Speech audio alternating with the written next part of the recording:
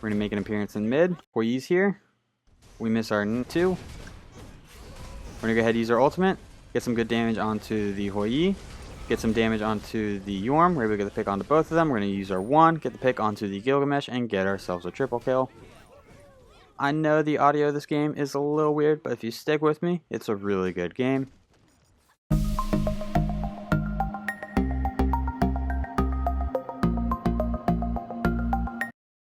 What a do, Scooby Boo, it's your boy Shiny Beat Gaming, and today we'll be playing the new god, Gilgamesh, in solo. If you are new to the channel, I upload every single day. I add some commentary to a game that I've already played with the intentions of seeing what went right, what went wrong, and hopefully there's something that we can learn together.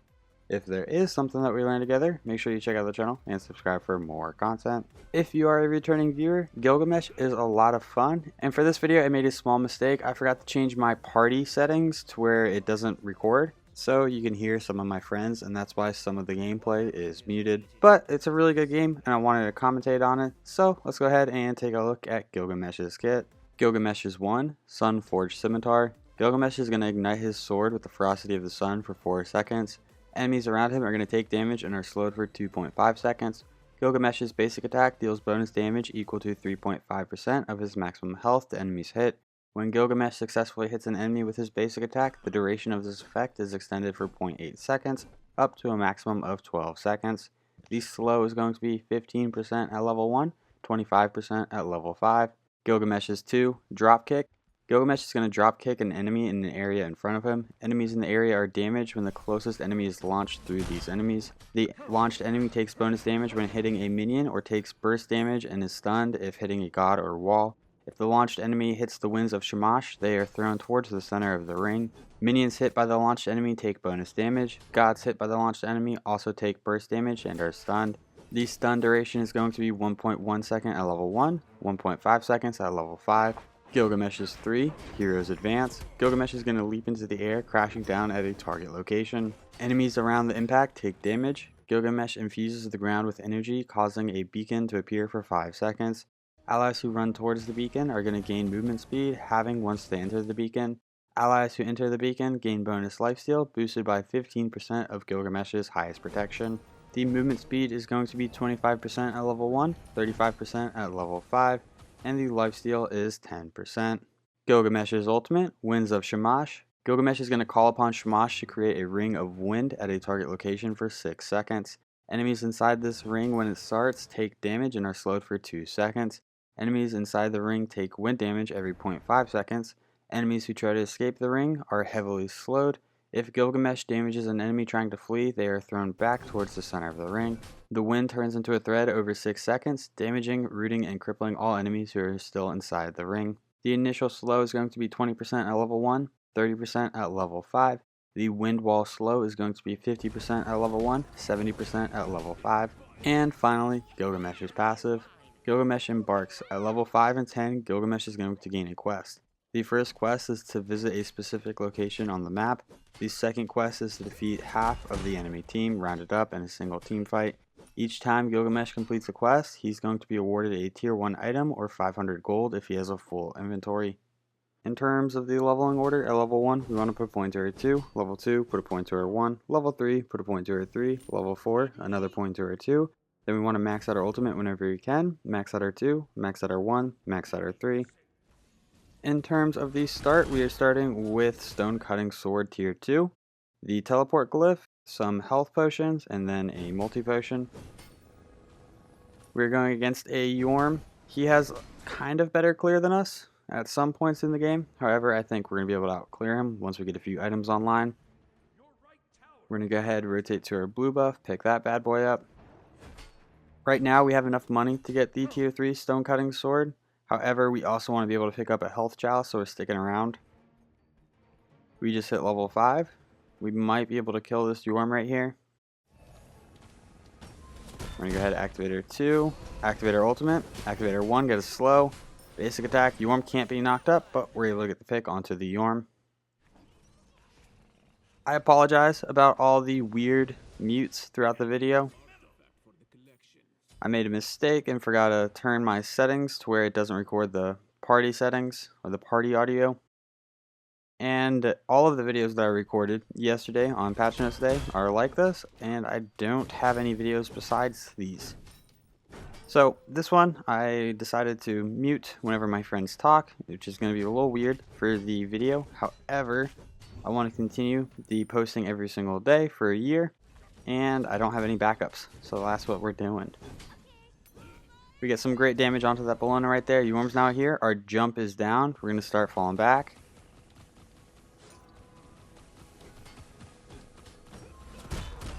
We're going to go ahead and work on this clearing wave.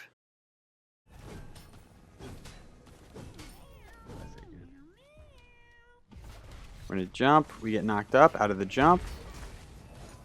We're in a little bit of trouble. We're going to go ahead and start falling back. So Stonecutting Sword is going to provide us 50 physical power and 7% movement speed. It has a passive that melee attacks decrease the enemy's physical protections by 10 and increase your physical protections by 10. This can stack up to 3 times. So there is kind of a saying in Smite that mostly holds true, that if you build defense, you're going to beat somebody who's beating offense, in a fight that is. However, Stonecutting Sword is kind of an exception to that. The reason Stonecutting Sword is an exception is imagine that an enemy has a physical item that's providing them 60 physical protections. After you land 3 basic attacks, you're stealing 30 of those physical protections. So now they're sitting at 30 physical protections, you're sitting at 30 physical protections.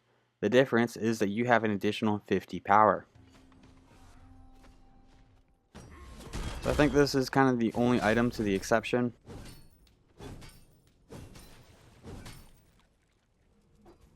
We went ahead and proxied the next wave and picked up our first item for the passive, which we're going to go ahead and sell and pick up boots. We're going to be going into the attack speed boots. Gilgamesh definitely feels really strong when he has a little bit of attack speed on him.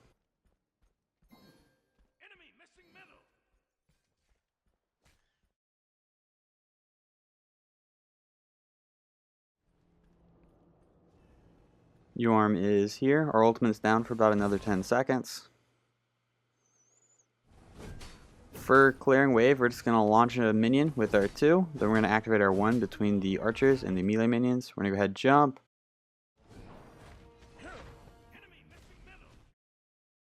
The Fenrir 3 did not lock on to that Yorm.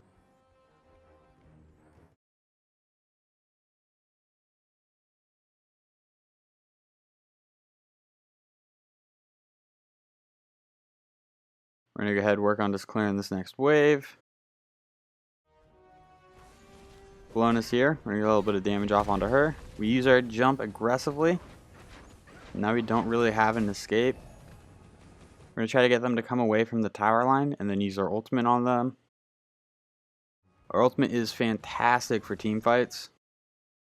We miss our 2. We're going to go ahead and use our ultimate. Bologna goes down. Now it's just the Yorm. Yorm uses his ultimate to get away.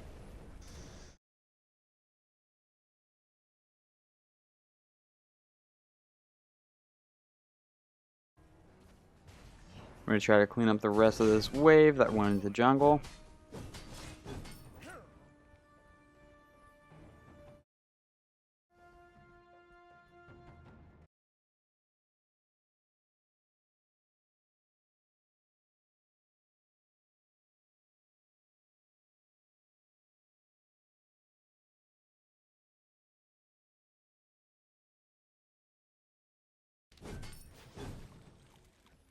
The next item that we're picking up is pretty expensive, so we are just going to keep farming. For our relic, we went with teleporting glyph. That's just going to allow us to get the lane a little bit quicker. I think it works really well with our Stonecutting Sword. We can save up for 100 or 1,050 gold, and then use the teleport to get to the lane. Looks like we're going to go ahead and try to make an appearance in mid. This Merlin's a little overextended. He doesn't see us. There's his dash. We're going to go ahead and use our 2, send him into the wall, and he goes down. It's a lot of damage.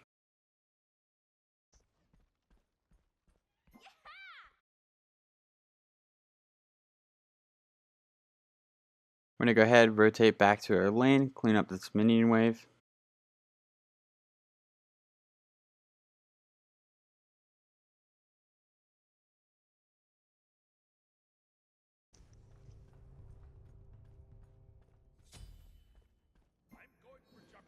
I think we can solo this Greatest Scorpion by ourselves.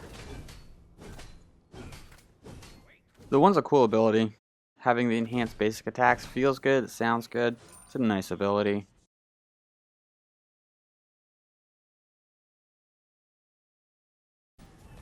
We're going to go ahead and just clear the minion wave. Now apply a little bit of pressure onto this Yorm. We are kind of weak. He's getting some good damage off. We're going to leap away.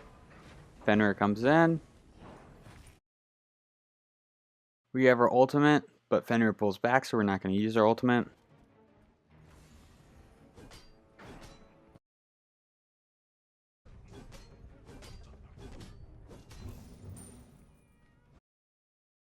Bellona's here. We get knocked up by Yorm, and then Bellona's able to slam her hammer down. Super unfortunate right there, because we were trying to jump away. If we didn't get knocked up by Yorm, we would have jumped away. So Bellona just barely got us, and it was all because of the help from Yorm.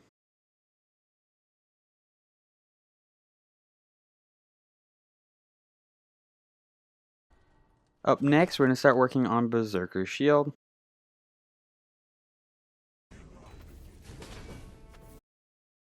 Nice, that Gilgamesh goes down. It looks like they have a Gilgamesh jungle, which I tried Gilgamesh jungle yesterday.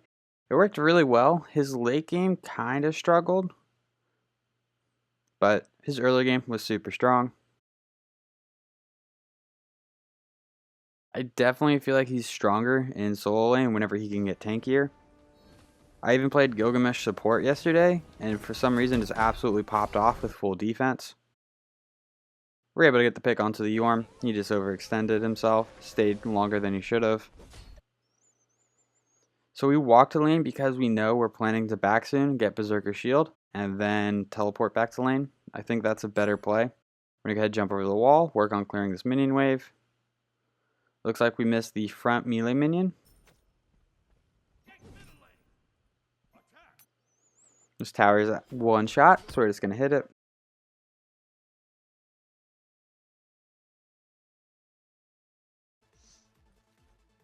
Looks like we're going to try to get one more wave before backing. So with his wave clear, we're just launching a minion through the wave, then activating our 1 in between the minions. That should be enough damage for us to kind of full clear the wave. We're going to go ahead and rotate mid. This Merlin is in trouble if we can get to him. Oh, this poor guy. We're going to go ahead and jump. We're able to get the pick onto the Merlin. Yorm and Bellona are chasing. We're just going to keep falling back. That's Yorm ult. Bellona's also here. Our 2 is a little short. We're able to get the pick onto the Bellona. Now we're going to start fighting this Yorm. Activate our 1. Get the bonus damage. Agni's able to clean up the Yorm. We could have gotten a triple kill right there. We got very close. We're going to go ahead and back. And we're going to be picking up Berserker's shield. Berserker's shield is going to provide us 40 physical power, 20 physical protections, 15% attack speed, and 10% penetration. It has a passive that if your health drops below 40% HP, you're going to become Berserk for 5 seconds. Berserk provides an additional 30 physical power and 20% attack speed.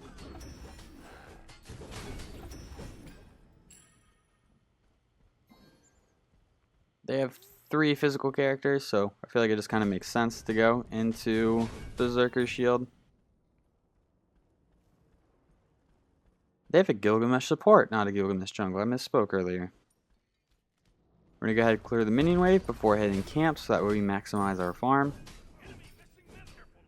I know the audio is a little weird this game, but if you just stick through it, stick with me. It's a fantastic Gilgamesh game. We're going to go ahead and use our ultimate just to slow the enemies, get ourselves a little bit of peel. Bellona uses her ultimate. We're going to use our 3 to get away. We also have a blink for our second relic, which we're going to use to avoid the Jormungandr ult. Bellona's still chasing. We're popping health chalices. We send Bellona towards the wall. Looks like she was just shy of getting stunned. Our team's now crashing on her. We're going to rotate in. Jump.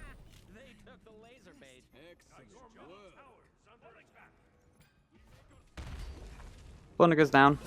Gilgamesh is here. We're going to activate our 1 after knocking him into the wall. He uses his ultimate. We do have our jump to get away. Agni's able to clean him up. So right there, Gilgamesh's ultimate expired and we got rooted.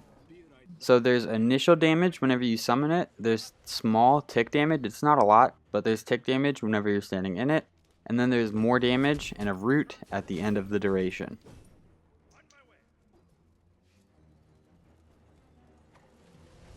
Since we already have kind of a, how should I put this? Not hybrid item, but Stonecutting Sword is like an item we would build in between Berserker Shield and Shogun's Kusari. So we're just going to go straight into defense. We already have kind of all the power we need from Stonecutting Sword. So we're going to go Stonecutting, Attack Boots, Berserkers, and then Shogun's Kusari. Shogun's Kusari is going to provide us 60 magical protections, 20 MP5, 10% cooldown reduction, and 20% crowd control reduction. It has a passive that allied gods within 7 units are going to have their attack speed increased by 25%. We're going to make an appearance in mid. Hoyi's here. We miss our 2. We're going to go ahead and use our ultimate. Get some good damage onto the Hoyi. Get some damage onto the Yorm. We're able to get the pick onto both of them. We're going to use our 1. Get the pick onto the Gilgamesh and get ourselves a triple kill. I know the audio of this game is a little weird, but if you stick with me, it's a really good game. We're going to go ahead and make our way to the Gold Fury.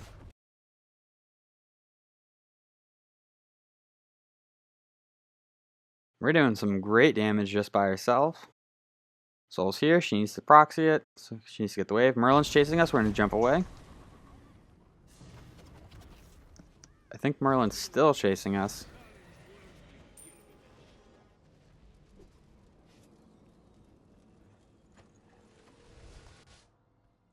So we killed 3 people in that team fight. So we got another random item from our passive. We're going to go ahead and sell that and start working on Frostbound Hammer.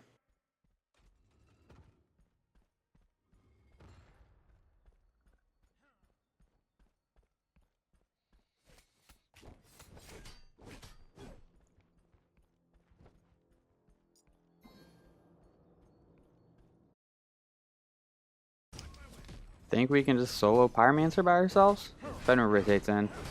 So whenever we jump, our allies are going to get increased movement speed to walk up to that spot. And once they're in it, they're going to gain increased lifesteal. So on objectives, we want to jump in with our 3. That'll get our team there a little bit quicker. Bellona's here. We launch her to the wall. She uses her ultimate. We're going to go ahead and jump away. We got our ultimate. That's kind of a win for us. We don't really need to do much more than that.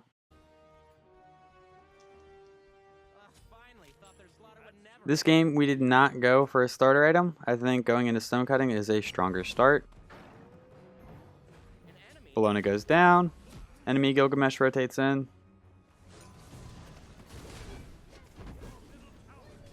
Merlin's getting some good damage on us, so we're going to fall back.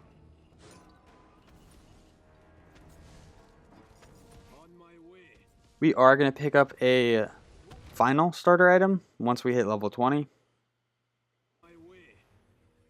We are the highest level in the lobby right now. We're going to go ahead and teleport to the tower. We're going to use our ultimate. Merlin's able to dash out of it. We're going to jump on him. His dash is down. Use our 1. Get the pick onto the Merlin. Hoyi's here. We're going to try to get some good damage onto him. He jumps away. King Gilgamesh is here. Yorm is also here. We missed the knockback with our 2.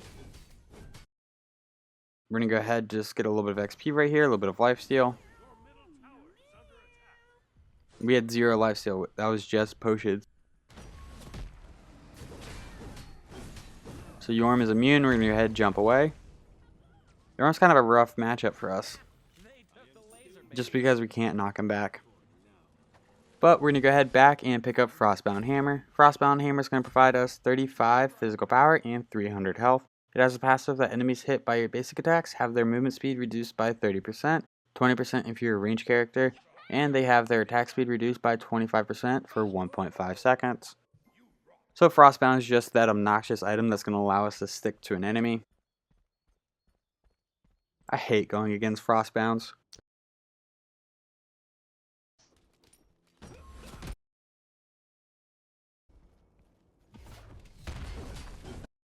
We're gonna go ahead and hit the Totem of Coup. Our attack speed is getting up there. It's pretty nice. We're gonna go ahead and get our enhanced blue buff. This is gonna provide us an additional 20% cooldown reduction. Right now we only have 10% from Shogun's Kusari.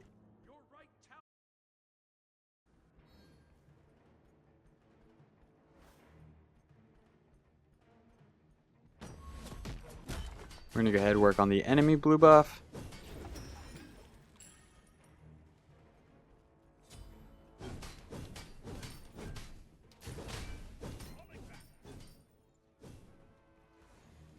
Two people here, so we're gonna start falling back.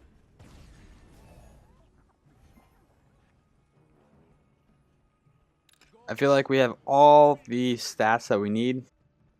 We have great stats from Stonecutting, a little bit of attack speed from our next 3 items, physical and magical protections, along with some utility and Frostbound hammer.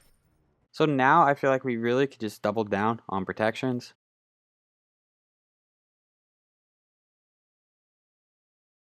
We're going to try to get as tanky as possible.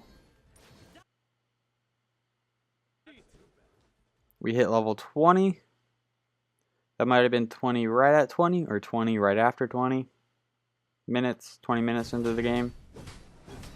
We go ahead and get some damage onto this Yorm. Agni's here, and Agni is able to clean up the Jormungandr.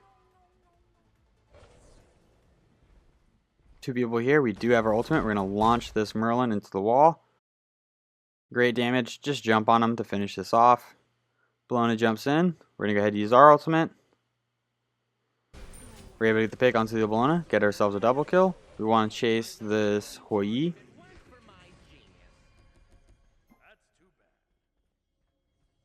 And he's able to jump away. So we're just going to go ahead and start working on the Oni Fury. I don't think we can do it, and the enemy team's kind of rotating in, so we're going to cancel that.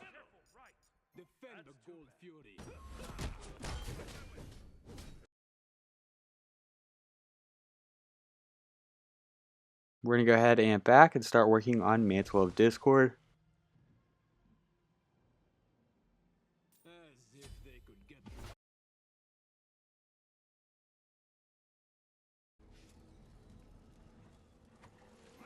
We realized we didn't get any wards, so we're going to go ahead back, pick up 2 wards, and then teleport to the tier 2 tower. This is going to allow us to get to the blue buff a little bit quicker than the tier 1 tower.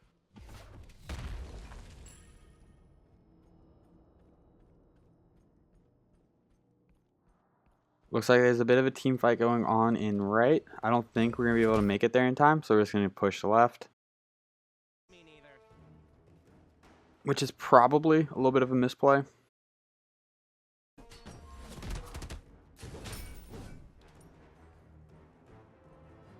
We have great attack speed, however, we don't really have the penetration or damage to deal great stuff to the tower. So we're only hitting for 90. We realized that'd be much better to be in the fight, so we're going to start rotating out.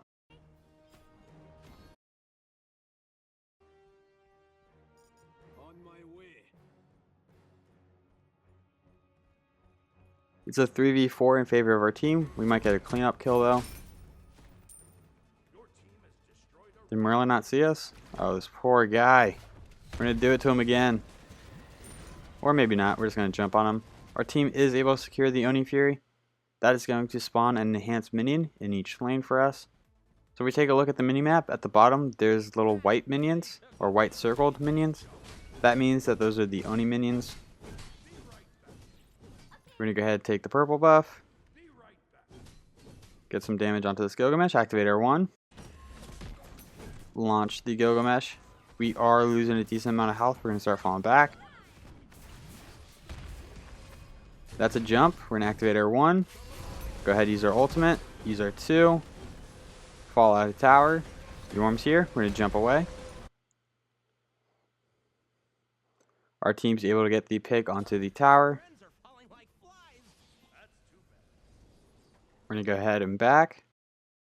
And the enemy team surrenders. Well, if you enjoyed this video, make sure you give it a thumbs up. It really helps these videos out. If you feel like you learned anything at all, check out the channel and subscribe for more content. These stats for this game will be posted in just a moment. Thank you for stopping by. I hope you have a great day. I'll catch you next time. Bye-bye.